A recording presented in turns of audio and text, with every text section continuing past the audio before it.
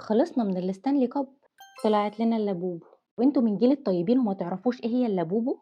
هي دمية صغيرة بالنسبة لي تصميمها غريب جدا، معرفش الناس اللي بتقول عليها كيوت بيقولوا عليها كيوت من انهي اتجاه. اللابوبو ظهرت اول مرة سنة 2015 في سلسلة اسمها ذا مونسترز. فجأة نفس اللي حصل مع الستانلي كاب بيتكرر تاني مع اللابوبو.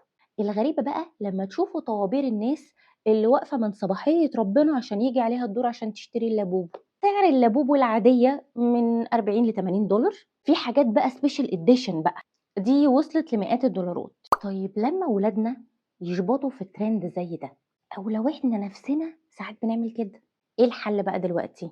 هقول لكم على موقف. جابر بن عبد الله كان ماشي مرة في السوق فقابل سيدنا عمر بن الخطاب، فسيدنا عمر لقى معاه لحمة، كان شاري لحمة، فقال سيدنا عمر بن الخطاب: ما هذا يا جابر؟ فقال له: اشتهيت لحما فاشتريته، كان نفسي في اللحمة فجبتها. فقال له سيدنا عمر بن الخطاب: أو كلما اشتهيت اشتريت؟ كل ما تبقى نفسك في حاجة تجري وتشتريها؟ في حاجة لازم ناخد بالنا منها كويس قوي، إن حب الشراء ده شهوة، ولازم نحجمها على قد ما نقدر، وإلا هتدخلنا في حالة عدم رضا مستمرة. همد عيني، خصوصا ان دلوقتي السوشيال ميديا كل واحد بيستعرض اللي عنده عشان ما عندهمش حاجة تاني يقدموها، فلما بشوف اللي عند غيري ببقى عايزة انا كمان اشتريه. خصوصا ان السوشيال ميديا برضو خلت ناس كتيرة تربط قيمتها بممتلكاتها، فأول ما يطلع ترند نجري نجيبه بدون أي تفكير. لما تبحثوا في موضوع إزاي نقنن الشراء هتلاقوا إن الخبراء اقترحوا حاجة لذيذة جدا، إن قبل ما ياخد قرار شراء أي حاجة أدي لنفسي 3 أيام.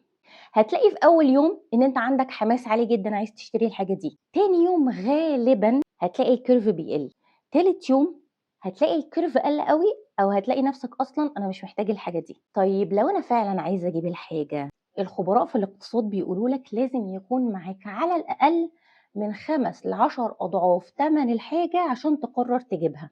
لازم نحط في بالنا حاجة كمان ونعلمها لولادنا، ان ربنا سبحانه وتعالى هيحاسبنا على كل مليم بنصرفه فين، حتى لو معانا فلوس كتير. على فكرة في ناس تقولك انا معايا فلوس كتير وبتصدق وبطلع زكاة، برضو ربنا هيحاسبك على كل مليم انت بتدفعيه في ايه. بتدفعيه في تفاهات، بتدفعيه في هيافات، بتدفعيه علشان يتقال عليكي ان انت تتبع شريحة معينة في المجتمع. ربنا سبحانه وتعالى في سورة الأنعام قال نص واضح وصريح: إنه لا يحب المسرفين. في سورة الأعراف: وكلوا واشربوا ولا تسرفوا. ربنا ما قالناش إن إحنا نقطر على نفسنا ونحرم نفسنا من الأكل والشرب ونحرم نفسنا من كل حاجة في الدنيا، نعمل كل حاجة بوسطية من غير ما نبقى مستهلكين، بس مبقاش ماشيين ورا الترندات واحنا مغمضين بدون أي وعي وبدون أي عقل. يؤسفني إن أنا أقول لكم إن في بيوت اتخربت فعلا لأن الزوج والزوجة ما اتعلموش في بيوت أهاليهم قيمة القرش، اتعلموا إن هم يصرفوا خلاص. في ناس بتاخد قروض عشان تشتري شنط براندات،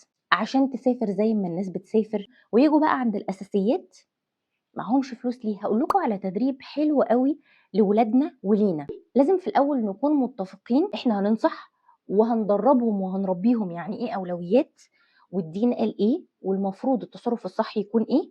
ولكن لو هم قرروا ان هم عايزين يجربوا وعايزين يشتروا هيدفعوا من مصروفهم، ده هيفرق جدا في احساسهم بالفلوس، هيفرق جدا في قراراتهم بعد كده. ممكن في اول مره ولادك يعملوا فيها سوبر هيروز، ولا احنا عايزين الحاجه وهنجيبها وهندفع فيها، لما هيتعوروا مره والتانيه هيرجعوا لكم وهيفكروا معاكم بصوت عالي لما يجوا يشتروا حاجه تاني بعد كده. احنا عايزين نفهمهم يعني ايه اولويات. هنسالهم: هل الحاجه اللي عايزين تشتروها دي محتاجينها ولا عايزينها؟ لأن في فرق كبير جدا بين الاحتياج والعوزان. محتاج الحاجة يعني دي ضروري، يعني أنا ممكن حياتي تتأثر لحد لما أجيبها، يعني ما أقدرش أستغنى عنها، فدي أولوية. لكن لو حاجة أنا عايزها نتيجة ضغط السوشيال ميديا، عشان أنا اتعودت أقلد اللي بشوفه، عايزها عشان خاطر أثرت قوي باللي بيعملوه على السوشيال ميديا، بيستغلوا حاجة اسمها فومو اللي هو fear of missing out، وعايزين يحسسوك إن طالما هم جابوا الحاجة فأنت فايتك كتير قوي، حتى لو الحاجة دي في منتهى التفاهة. فلو أنا عايزة أجيبها علشان حب الامتلاك، علشان صحابي جابوها، فأنت مش محتاجها، أنت عايزها. ساعتها يقولك لا برضو عايزها ومهمة بالنسبة لي والكلام ده كله حلو قوي. ادفع من فلوسك.